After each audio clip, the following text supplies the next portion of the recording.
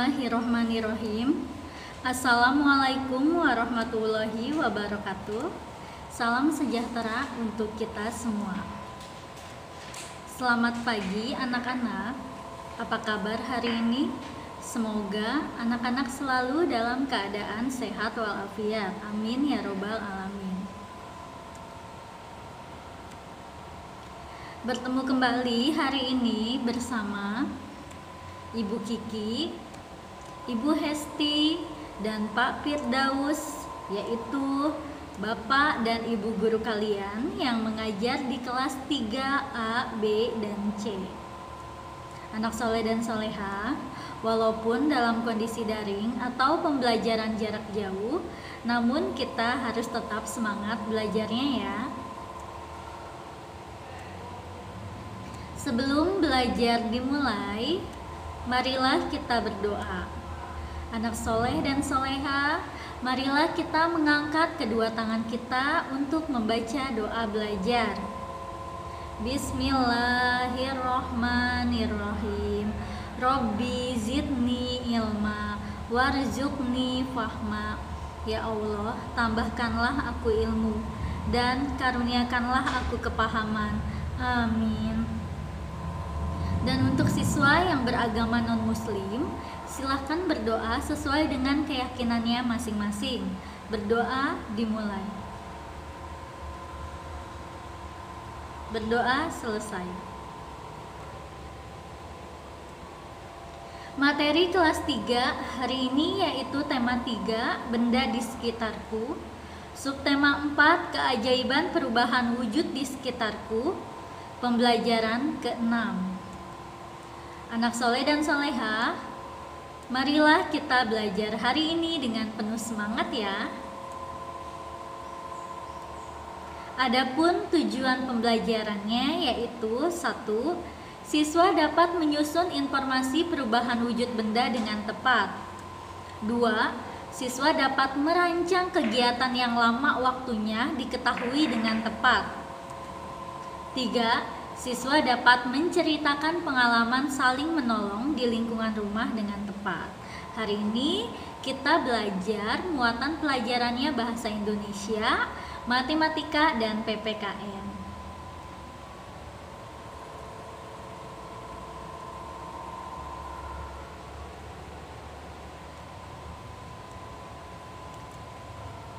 Ayo berlatih.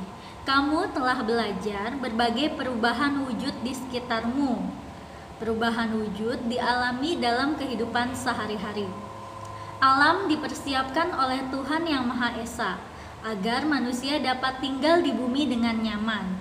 Perubahan wujud benda merupakan contoh buktinya.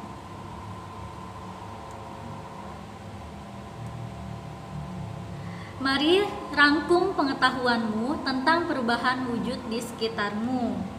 Nah, di sini ada tabel peristiwa, kemudian jenis perubahan wujud yang terjadi, dan penjelasan perubahan wujud. Adapun peristiwa yang pertama yaitu bertani garam. Sebelumnya kita udah pernah bahas ya tentang bertani garam. Kemudian perubahan wujud yang terjadi pada peristiwa bertani garam yaitu menguap. Mengapa?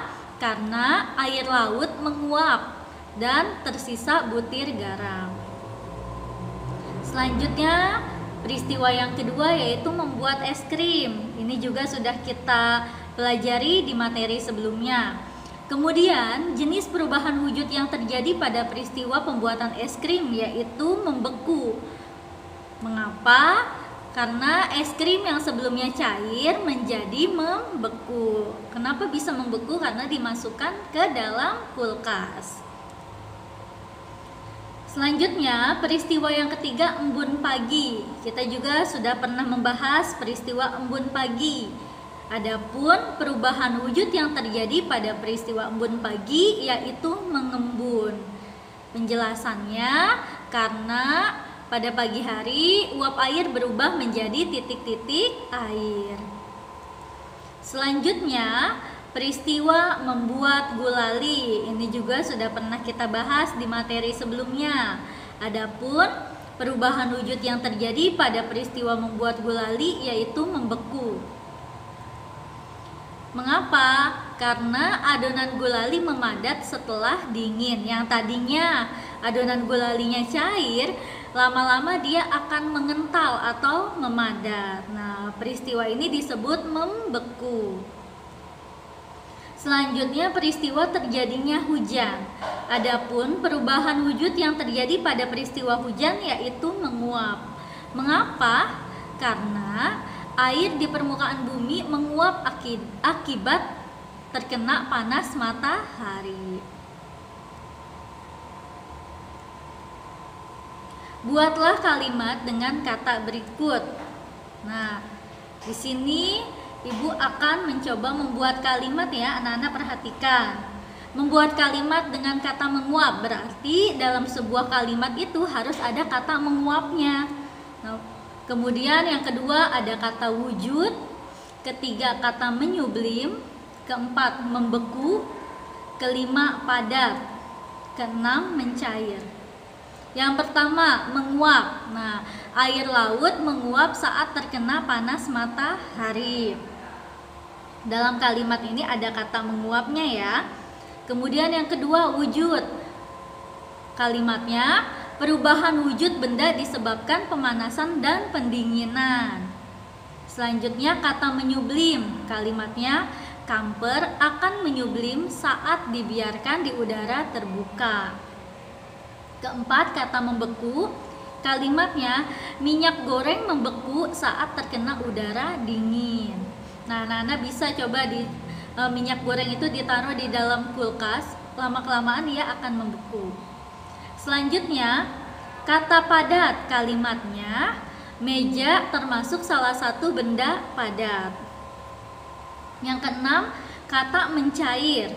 Kalimatnya es batu akan mencair jika dibiarkan di udara terbuka. Selanjutnya ada kata gas, kata cair, di nomor 9 kata mengembun, dan nomor 10 kata proses. Nah, untuk kata gas kalimatnya yaitu uap air termasuk benda gas.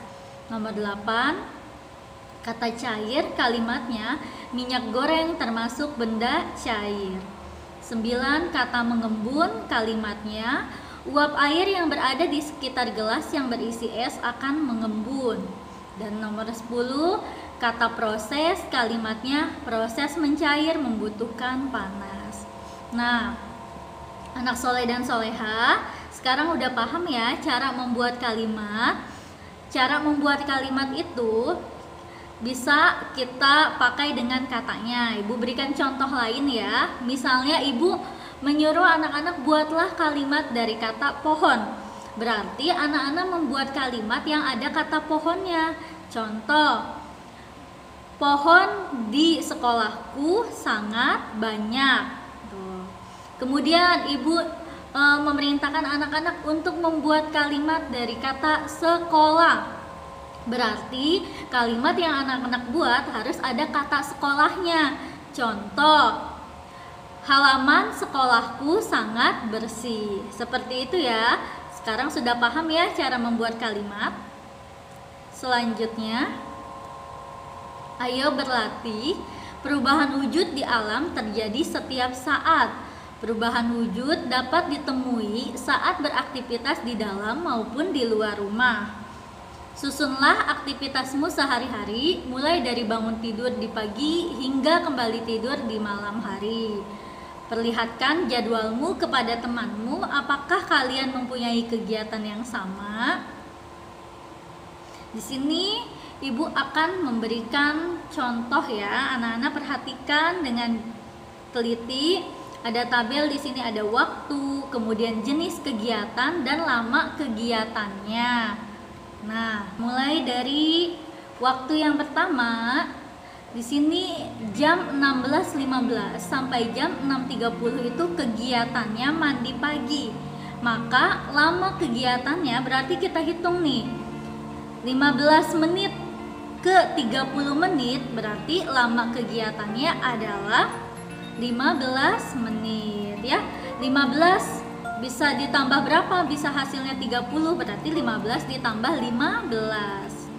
Selanjutnya, waktu yang kedua mulai jam 6.30 sampai jam 6:45 menit kegiatannya sarapan. Maka kita hitung lamanya kegiatan. Dari jam 6.30 sampai jam 6:45 menit kita hitung menitnya ya, karena jamnya masih sama. Yang berbeda adalah menitnya.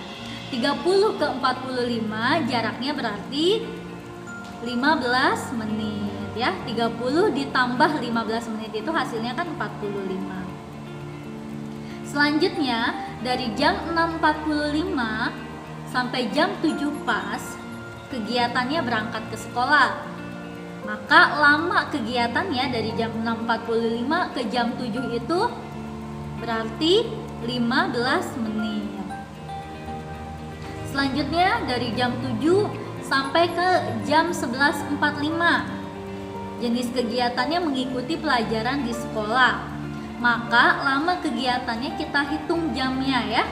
Dari jam 7 ke jam 11 itu berarti kita hitung, 7-nya nggak dihitung, langsung ke 8, 9, 10, 11. Berarti 4 jam. Di sini ada lebih 45 menit. Berarti lamanya adalah 4 jam lewat 45 menit. Seperti itu ya cara menghitungnya. Kita hitung lagi. Di sini ada waktu jam 11.45 menit sampai jam 12 pulang sekolah. Maka waktunya yaitu dari 45 bisa ke 60 itu 15 menit. Selanjutnya waktu kegiatan dari jam 12 sampai jam 14. Jam 14 itu jam berapa anak-anak? Jam 14 itu adalah jam 2 siang. Berarti dari jam 12 siang sampai jam 2 siang jenis kegiatannya tidur siang. Maka lamanya kita hitung dari jam 12 ke jam 2. 12, 1, 2 berarti adalah berapa? 2 jam ya. Lamanya tidur siang dia 2 jam. Kita hitung lagi jam 14 sampai jam 16.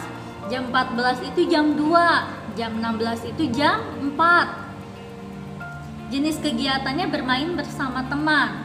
Berarti dari jam 2 ke jam 4 waktunya berapa jam? 2 jam. Selanjutnya dari jam 16 ke jam 16.30 kegiatannya mandi sore. Nah, kita hitung 16-nya sama, 30 menitnya yang berbeda. Berarti mandi sorenya dia 30 menit. Waktu kegiatan dari jam 16.30 sampai jam 18. Jenis kegiatannya menonton TV. Lama kegiatannya berarti dari jam 16.30 sampai jam 18. Lama kegiatannya 1 jam 30 menit. Bagaimana menghitungnya? Kita hitung menitnya dulu ya. Di sini pas, di sini lewat 30 menit. 30 ke 30 berarti 30 ingin ke 60 berarti 30 ditambah 30 di sini 30 menit. Kemudian 16 ke 18 karena sudah dikurangi 30 berarti 1 jam ya. Selanjutnya waktu kegiatannya dari jam 18 sampai jam 18.30. Jenis kegiatannya dia makan malam. Kita hitung jam 18 pas ke jam 18.30 lama kegiatannya adalah 30 menit. Waktu kegiatan lagi jam 18.30 sampai jam 21. Jam 21 itu jam 9 malam. Jenis kegiatannya yaitu belajar. Lama kegiatannya berarti 2 jam 30 menit. Dan yang terakhir waktunya dari jam 21.00 sampai jam 6.15 pagi. Jenis kegiatannya tidur. Lamanya dari jam 9 sampai jam 6.15 yaitu 9 jam 15 menit ya. Untuk anak-anak mengetahui cara menghitungnya, Ibu akan bahas contoh jam berikut ini ya. Nah, di sini ada gambar jam. Di sini jam 12, jam 1, jam 2, jam 3, sampai seterusnya. Kemudian jam 12, jam 1, jam 2, jam 3. Untuk mengetahui jam, pertama jarum pendeknya di sini di gambar jam ini ada 2 jarum ya, jarum pendek dan jarum panjang. Jarum pendek itu menunjukkan jamnya, sedangkan jarum panjang menunjukkan menitnya. Ini anak soleh dan soleha, di sini jarum pendeknya ke angka 2, jarum panjangnya ke tengah-tengah antara 2 dan 3. Kita belajar hitung menit dulu ya. Nah, anak soleh dan soleha, untuk mengetahui menit kita harus menghitung kelipatan 5 atau perkalian 5. Nah, dari angka 1 ini kita hitungnya 5. Angka 2-nya berarti 5 ditambah 5 10. Selanjutnya di angka 3-nya ditambahin 5 lagi. 10 ditambah 5 sama dengan 15. Ditambahin 5 lagi, 15 tambah 5 sama dengan 20 atau perkalian 5 ya. Ibu ulangi lagi, bisa nih, 1 kali 5 5, 2 kali 5 10, 3 kali 5 15, 4 kali 5 20, 5 kali 5 25, 6 kali 5 30 dan seterusnya ya. Sampai seterusnya ini nih, sampai 9 kali 5 45, 10 kali 5 50, 11 kali 5 55, 12 kali 5 60. Ini untuk menghitung menitnya. Jadi angka 1 sampai ke angka 12 ini kita hitung perkalian 5 atau kelipatan 5 ya. Kemudian jarum panjangnya ini menunjukkan menitnya, jarum pendeknya menunjukkan jamnya. Kalau jam, ini jam 12 siang. Sedangkan kalau ke angka 1, jam 1 siang biasanya kita hitung ini 12. Selanjutnya jam 1 ini jam 13, jam 2-nya jam 14, 3-nya berarti jam 15, 4-nya jam 16, selanjutnya sampai jam 24 atau jam 12 pas. Ibu ulangi ya biar paham ya. Sekarang kita dari menit dulu ya. Pertama, menitnya di angka 1 ini 5 menit, 10 menit, 15 menit, 20 menit, 25 menit, 30 menit, 35 menit, 40 menit, 45 menit, 50 menit, 55 menit, dan 00 atau pas ya. Untuk jamnya pada siang hari, ini jam 12 siang. Berarti kalau jam 1 siang kita menulisnya jam 13. Selanjutnya ini jam 14. Ini jam 15, jam 16, jam 17 sore atau jam 5 sore, jam 18.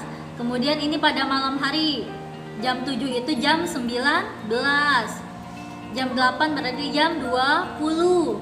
Jam 9 jam 21, jam 10 jam 22, jam 11 jam 23, dan ini jam 24 atau jam 12 pas. Seperti itu ya anak soleh dan soleha. Nah, ibu akan memberi contoh di sini. Jarum pendeknya ke angka 7, jarum panjangnya ke angka 8. Maka waktu ini menunjukkan pukul, apakah pukul 7 lewat 8? Bukan ya. Jawabannya adalah pukul 7 lewat 40 menit. Kok 40 menit? Karena menitnya kita hitung dari sini. Nah, 1 itu 5, 2 10, 3 15, selanjutnya 20, 25, 30, 35, dan 40. Maka jam 7 lewat 40. Bagaimana kalau ini malam? Kalau malam berarti bukan jam 7 tulisannya, tetapi jam 19:40 ya. Tadi ibu sudah jelaskan ya, kalau pada malam hari jam 19. Mengapa? Karena angka satunya itu kita hitung dari angka 13 ya. Ini jam 12, ini lanjut jam 13.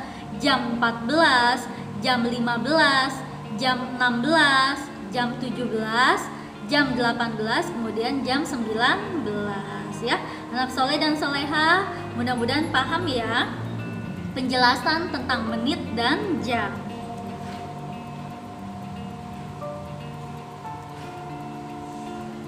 Ayo mengamati, Siti tinggal di desa. Nah, masyarakat desa tempat tinggal Siti rukun dan damai. Terciptanya hidup rukun dan damai berkat adanya persatuan dan kesatuan di antara sesama warga. Tetangga Siti berasal dari suku yang berbeda-beda. Agamanya pun berbeda-beda. Setiap warga saling menghormati perbedaan itu. Jika ada tetangga yang sakit, mereka akan saling menjenguk. Nah, anak soleh dan soleha, sikap persatuan dan kesatuan itu akan menciptakan kehidupan yang rukun dan damai. Jadi walaupun kita berbeda agama, berbeda suku dengan tetangga, kita tetap harus saling menghormati agar hidup itu selalu rukun dan damai, tidak adanya perpecahan atau saling menghina antar warga. Kemudian selain menjenguk juga membantu ya, bagaimana dengan lingkungan tempat tinggalmu? Apakah setiap orang di lingkungan tempat tinggalmu menunjukkan sikap saling bersatu? Berilah tanda centang atau tanda checklist untuk keadaan yang menunjukkan sikap saling bersatu dan tanda silang untuk yang bukan sikap bersatu. Di sini ada keadaan, kemudian ada pendapatku atau tanda ya. Pertama, keadaannya rukun dengan tetangga, maka jawabannya checklist. Rukun dengan tetangga itu termasuk sikap bersatu. Saling menyapa jika bertemu dengan tetangga termasuk sikap bersatu. Menolong tetangga yang sedang mengalami kesulitan termasuk sikap bersatu. Menggunakan barang tetangga tanpa izin merupakan bukan sikap bersatu. Jadi kalau mau pinjam barang tetangga sebaiknya izin terlebih dahulu. Selanjutnya, menjenguk tetangga yang sakit merupakan contoh sikap bersatu. Bermain bersama tetangga sebaya di sekitar rumah merupakan contoh sikap bersatu. Bergotong royong membersihkan lingkungan merupakan contoh sikap bersatu. Membunyikan musik yang disukai dengan volume keras atau volume yang kencang merupakan contoh bukan sikap bersatu ya. Jadi kalau kita mendengarkan musik dengan suara yang kencang itu akan mengganggu tetangga yang lain. Memberi pertolongan kepada tetangga yang akrab saja merupakan bukan contoh sikap bersatu ya. Jadi kalau kita menolong orang, pertama harus ikhlas tanpa pamrih. Kedua, menolong siapa saja, jangan pilih-pilih ya. Selanjutnya, berbagi makanan dengan tetangga merupakan contoh sikap bersatu.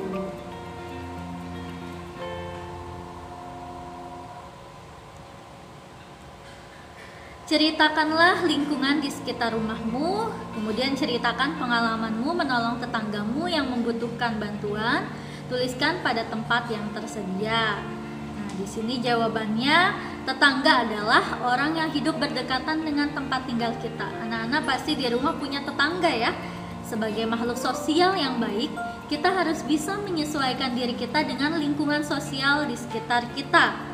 Dengan demikian akan tercipta suatu kehidupan yang nyaman, rukun, damai, dan sejahtera antara diri kita dengan para tetangga. Siapa yang akan menolong Anda dan keluarga pertama kali ketika ada pencuri atau kebakaran misalnya? Pasti orang yang pertama kali menolong keadaan kita adalah tetangga kita. Maka dari itu dengan tetangga kita harus berbuat baik, saling tolong menolong. Alhamdulillah, demikianlah pemaparan materi hari ini. Sekarang anak-anak persiapkan buku tugasnya. Kerjakan 3 tugas yang akan Bapak dan Ibu Guru berikan. Adapun tugas yang pertama yaitu bahasa Indonesia. Jawablah pertanyaan berikut ini dengan benar. 1. Perubahan wujud apa yang terjadi pada peristiwa embun pagi? 2. Tuliskan contoh peristiwa membeku dalam kehidupan sehari-hari. 3. Buatlah kalimat dari kata padat. 4. Buatlah kalimat dari kata mencair. Selanjutnya, Tugas yang kedua yaitu matematika, kerjakanlah soal-soal di bawah ini dengan benar.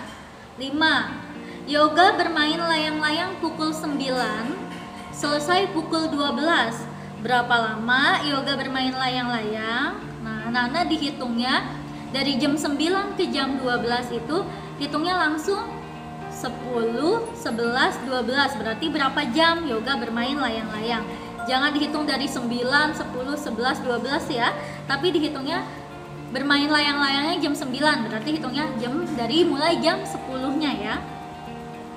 Kemudian nomor 6, Susan latihan menari pukul 7.30, selesai pukul 9.45. Berapa lama Susan latihan menari?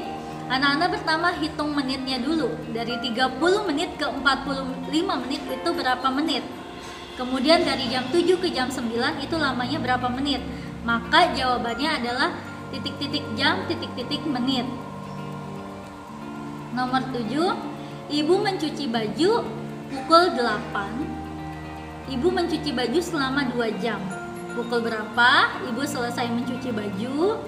Nah, dari jam 8 sampai 2 jam yang akan datang itu pukul berapa ya? Dan terakhir tugas ketiga yaitu PPKN, isilah titik-titik di bawah ini dengan benar. Nomor 8, adanya sikap bersatu antar warga, maka akan tercipta hidup yang titik-titik. 9, walaupun berbeda agama dengan tetangga, namun kita tetap saling titik-titik. 10, contoh sikap bersatu dengan tetangga adalah titik-titik. Ini semua materinya sudah ibu bahas ya. Kalaupun anak-anak belum paham, bisa dibuka buku paketnya atau diulang kembali videonya dari awal.